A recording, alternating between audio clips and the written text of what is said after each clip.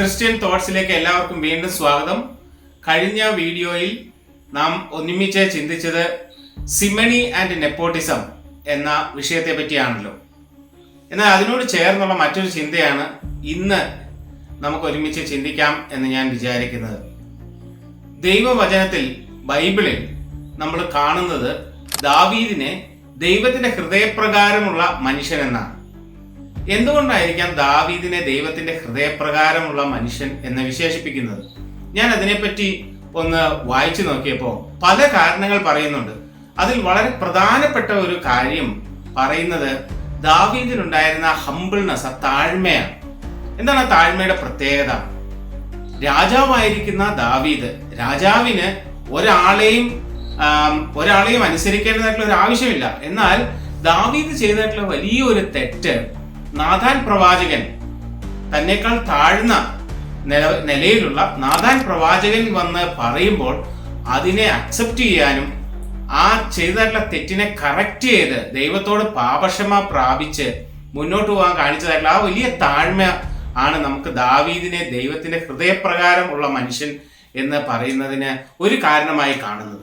ഒരുപക്ഷെ അതൊരു നല്ല ക്വാളിറ്റി അല്ലേ? ദൈവവചനത്തിൽ നമ്മൾ മറ്റ് പല രാജാക്കന്മാരെയും, ഇസ്രായേലിലെ പല രാജാക്കന്മാരെയും കാണുന്നുണ്ട്. ആഹാബ് രാജാവ് മുതൽ അങ്ങ് ഹിസ്കിയ രാജാവ് വരെ, സെദക്കിയ രാജാവ് വരെ. എന്നാൽ ഇവർക്കൊന്നും ഇല്ലാത്തതായിട്ടുള്ള ഒരു വലിയ ക്വാളിറ്റി നമുക്ക് ദാവീദിൽ കാണാൻ കഴിയുന്നത് അതാണ്. നമുക്കറിയാം, ആഹാബ് രാജാവ് ചെയ്തതായിട്ടുള്ള തെറ്റുകളെ ഏലിയ പ്രവാചകൻ ചൂണ്ടിക്കാണിക്കുമ്പോൾ ഏലിയാവിനെ പീഡിപ്പിക്കാനല്ലേ അവിടെ ആഹാബ് ശ്രമിക്കുന്നത്. അതുപോലെ സെദക്കിയ രാജാവ്, ഏറ്റവും അവസാനത്തെ യഹൂദയിലെ അവസാനത്തെ രാജാവ്, യിരെമ്യാ പ്രവാചകനെ പീഡിപ്പിക്കുന്നതായിട്ടാണ് നമുക്ക് കാണാൻ സാധിക്കുന്നത്. ഇന്നും ദൈവത്തിന്റെ ഹൃദയപ്രകാരമുള്ള നേതാക്കന്മാർ നമ്മുടെ സഭകൾക്കും നമ്മുടെ ക്രിസ്ത്യൻ സംഘടനകൾക്കൊക്കെ ഉണ്ടെങ്കിൽ എത്ര മനോഹരമായിരിക്കും. ഞാൻ പലപ്പോഴും ചിന്തിച്ചിട്ടുണ്ട്, എല്ലാ റിഫോർമേഷനും എല്ലാ നവീകരണങ്ങളും അവസാനം എത്തിച്ചേരുന്നത് ഒരു ഡിവിഷനിലാണ്, ഒരു സ്കിസം ഉണ്ടാവുകയാണ് ചെയ്യുന്നത്, അല്ലെങ്കിൽ ഒരു സഭയെ രണ്ടാക്കുകയാണ് ചെയ്യുന്നത്. അതിന്റെ പ്രധാന കാരണം എന്താണ്?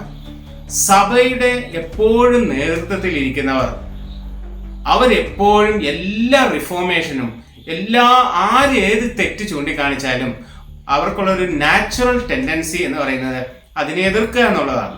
നമ്മൾ ചരിത്രത്തിലേക്ക് നോക്കിയാൽ 16-ാം നൂറ്റാണ്ടിൽ മാർട്ടിൻ ലൂതർ 95 തീസീസ് എഴുതി സഭയിലെ എല്ലാ കറപ്ഷൻസും, അവിടെ തിയോളജിക്കലായിട്ടുള്ള ഇഷ്യൂസ് മാത്രമല്ല, സഭയിൽ നടന്നുകൊണ്ടിരുന്ന എല്ലാ വിധമായിട്ടുള്ള കറപ്ഷൻസ്, അഴിമതികളും തുറന്നു കാണിച്ചുകൊണ്ട് 95 തീസീസ് എഴുതി. എന്നാൽ അത് വായിച്ചതായിട്ടുള്ള പോപ്പ് ലിയോ 10 എന്താണ് ചെയ്തത്? ലിയോ 10 ആദ്യം പറഞ്ഞത് യേശുവിന്റെ മുന്തിരിത്തോട്ടത്തിൽ കയറിയ ഒരു കാട്ടുപന്നിയാണ് ഈ മാർട്ടിൻ ലൂതർ എന്നാണ്. അങ്ങനെ മാർട്ടിൻ ലൂതറെ സഭയിൽ നിന്ന് പുറത്താക്കിയാണ് ചെയ്തത്. എന്നാൽ ആ 95 തീസീസ് വായിച്ചതായിട്ടുള്ള ലിയോ 10 വിചാരിക്കുകയാണ്, എന്റെ സഭയെ ഒന്ന് നവീകരിച്ച് കളയാം.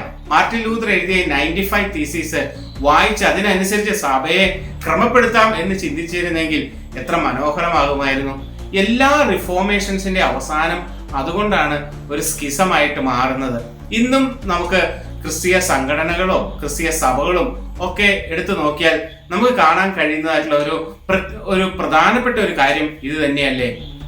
നമുക്കറിയാം, ഒരു അധ്യാപകന് വിദ്യാർത്ഥികളെ കറക്റ്റ് ചെയ്യാൻ വളരെ എളുപ്പമാണ്. എന്നാൽ അധ്യാപകൻ ചെയ്യുന്നതായിട്ടുള്ള തെറ്റുകൾ വിദ്യാർത്ഥികൾക്ക് കറക്റ്റ് ചെയ്യാൻ വളരെ ബുദ്ധിമുട്ടാണ്. മുകളിലുള്ളവരെ കറക്റ്റ് ചെയ്യാൻ വളരെ ബുദ്ധിമുട്ടാണ്. എന്നാൽ താഴെയുള്ളവരെ മുകളിലുള്ളവർക്ക് കറക്റ്റ് ചെയ്യാനോ പുറത്താക്കാനൊക്കെയും വളരെ എളുപ്പമാണ്.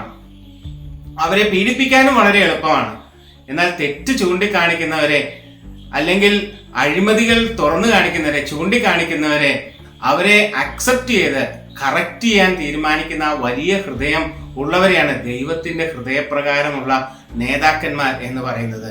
നമുക്കിന്ന് അങ്ങനെയുള്ള നേതാക്കന്മാരല്ലേ നമ്മുടെ സഭകൾക്കും നമ്മുടെ ക്രിസ്തീയ സംഘടനകൾക്കും ഇന്ന് ആവശ്യമായിട്ടുള്ളത്? അങ്ങനെയെങ്കിൽ നമ്മുടെ സഭകളും നമ്മുടെ സംഘടനകളും ക്രിസ്ത്യാനിറ്റി തന്നെ വളരെ നല്ല ഒരു പ്രസ്ഥാനമായി മുന്നോട്ട് പോകും എന്നുള്ളതിന് യാതൊരു സംശയമില്ല. അതുകൊണ്ട് നമുക്ക് ഒരുമിച്ച് പ്രാർത്ഥിക്കാം, ദൈവത്തിന്റെ ഹൃദയപ്രകാരമുള്ള നേതാക്കന്മാർ നമുക്കുണ്ടാകേണ്ടതിനായി നമുക്ക് ഒരുമിച്ച് പ്രാർത്ഥിക്കാം. ദൈവം നമ്മെ സഹായിക്കട്ടെ.